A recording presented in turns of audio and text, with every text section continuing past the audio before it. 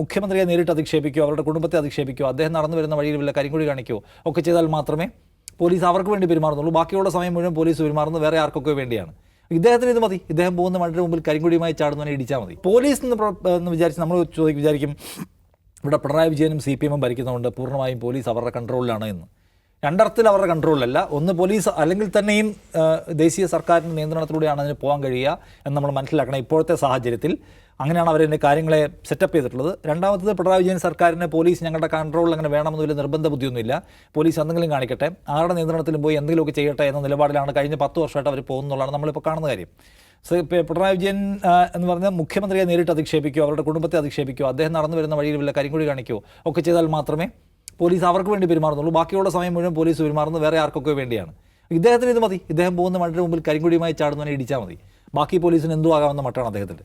അപ്പോൾ പോലീസ് പ്രവർത്തിക്കുന്നതാണ്. ഉറപ്പായിട്ടും പോലീസിന് ഒരു കേന്ദ്ര നിർദ്ദേശമൊക്കെ ഇതിനകത്ത് കിട്ടിയിട്ടുണ്ടാവണം.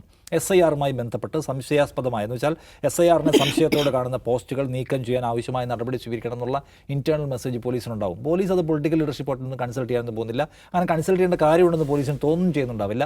എനിക്ക് തോന്നുന്ന കാര്യം അതാണ്. അതുകൊണ്ട് തന്നെ ഇത്തരം പോസ്റ്റുകളെല്ലാം റിമൂവ് ചെയ്യാനുള്ള നിർദ്ദേശം ആർക്ക് കൊടുക്കുന്നുണ്ടാവും? മെറ്റയ്ക്കും അതുപോലുള്ള സോഷ്യൽ മീഡിയ പ്ലാറ്റ്ഫോമിലെല്ലാം കൊടുക്കുന്നുണ്ടാവുന്നതാണ് ഒന്ന് വിചാരിക്കേണ്ട കാര്യം.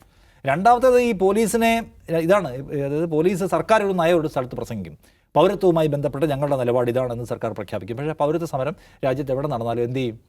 അതിനെയെല്ലാം പോലീസ് കൈകാര്യം ചെയ്യും. ഗസയുമായി ബന്ധപ്പെട്ടും ഫലസ്തീൻ കോസുമായി ബന്ധപ്പെട്ട് ഞങ്ങളുടെ നിലപാട് ഇതാണെന്ന് സർക്കാർ പറയും. ഫലസ്തീൻ കോസുമായി ബന്ധപ്പെട്ട് ആരെങ്കിലും തെരുവിൽ ഇറങ്ങിയാൽ അവർക്കെതിരെ വലിയ കേസെടുക്കും. സ്റ്റാർബക്സ് നേരെ നടന്നിട്ടുള്ള സമരങ്ങൾക്കെതിരെ പോലും ഗവൺമെൻറ്റിൻ്റെ പോലീസ് സ്വീകരിച്ച സമീപനം എന്താണ് എന്ന് നമുക്കറിയാം.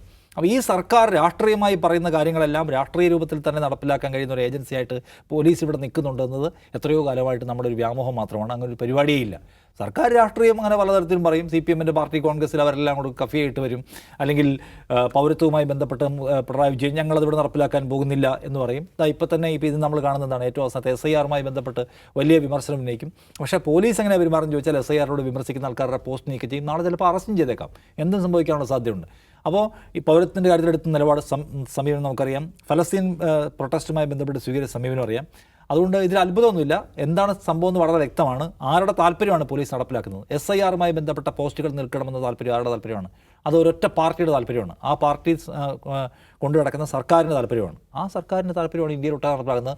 അതിൽ നിന്ന് വിട്ടുനിൽക്കാൻ കഴിയും വിധത്തിൽ പോലീസിനെ നിയന്ത്രിക്കാനും ചൊൽപ്പടിക്ക് നിർത്താനും കഴിയാത്ത ഒരു ഭരണകൂടം ഇവിടെ തുടരുന്നു എന്ന് നമുക്ക് വീണ്ടും വിചാരിക്കാൻ കഴിയുന്ന ഒരു സന്ദർഭമായിട്ടാണ് ഞാനിതിനെടുക്കുന്നത്.